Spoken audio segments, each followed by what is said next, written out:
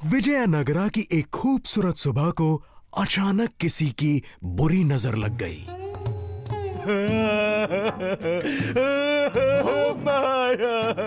बोलो सेनापति, इतने परेशान क्यों हो? बुरी खबर है। उत्तर से दिल्ली के शहंशाह हमारे राज्य की सीमा में घुस आए हैं।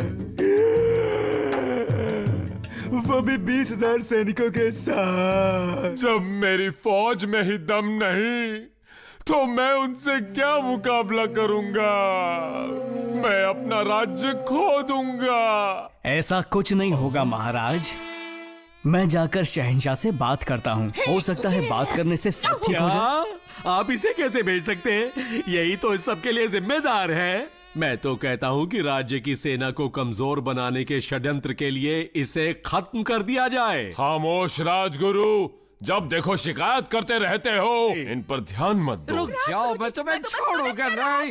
आगे जाओगे कहाँ? जल्दी जाओ रुको और मेरे राज्य को बचा लो। अपने कंधों पर पूरे राज्य को बचाने की जिम्मेदारी का भार उठाकर तेनालीरामन बिना झिझक के शहंशाह से मिलने चल पड़ा। ये कौन आ रहा है? मैं विजयनगरा के महाराजा कृष्णदेवराया द्वारा भेजा हुआ एक मामूली दूत हूँ। उन्होंने आपके लिए शांति का प्रस्ताव भेजा है। ओ उत्तर के महान शहंशाह। शांति? हाँ, बहुत अच्छे दूत। जितने ना समझ दिखते हो उतने हो नहीं। तो सुनो, तुम्हें एक नई महाभारत लिखनी होगी और इस नई कहानी के नायक हम होंगे। तुम्हें उसे 1 हफ्ते में पूरा करना होगा और उसमें हमारी, सिर्फ हमारी ही हुकूमत की तारीफ होनी चाहिए। अगर तुम कामयाब हुए तो हम शांति का प्रस्ताव कबूल कर लेंगे, लेकिन अगर नाकाम रहे तो मेरी फौज तुम्हारे राज्य को तहस नहस कर देगी। तुम आ गए। मेरे लिए अच्छी खबर लाए हो ना रामन? तेनाली ने कृष्णदेवराया को शहंशाह की शर्त के बारे में बताया, लेकिन उसके बाद वो और निराश हो गए। रामन, ये क्या कर दिया? ये काम नामुमकिन ही शहंशाह ने मुझे इस काम के लिए पूरे 1 हफ्ते का समय दिया है महाराज। मुझे कोशिश तो करने दीजिए। ठीक है तेनाली, मुझे तुम पर यकीन है।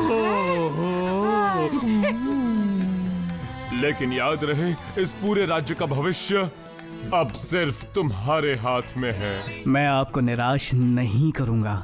उत्तर के शहंशाह ने अपना डेरा डाल रखा था। उनका अहंकार दिन ब दिन बढ़ता जा रहा था। जहांपना, वो दूत पालकी के साथ लौट आया है। उसमें महाभारत तो नहीं होगी?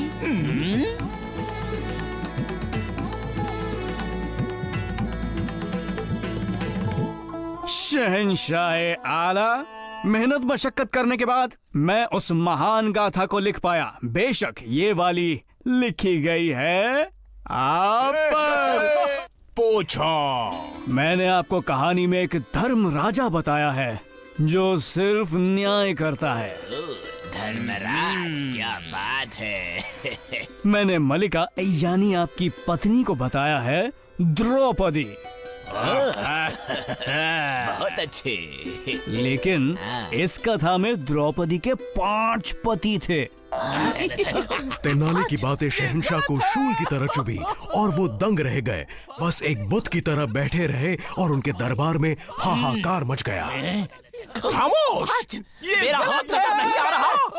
मैंने कहा खामोश। मैं चाहता हूँ इस कथा को जला दिया जाए इसी वक्त।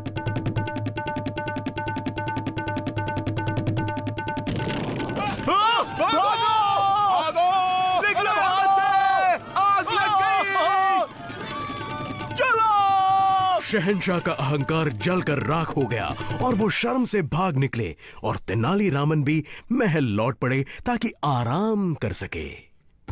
वाह तेनाली, तुमने कर दिखाया। शहंशाह आखिरकार शर्म के मारे भाग ही गया और मेरा राज्य अब फिर से सुरक्षित है।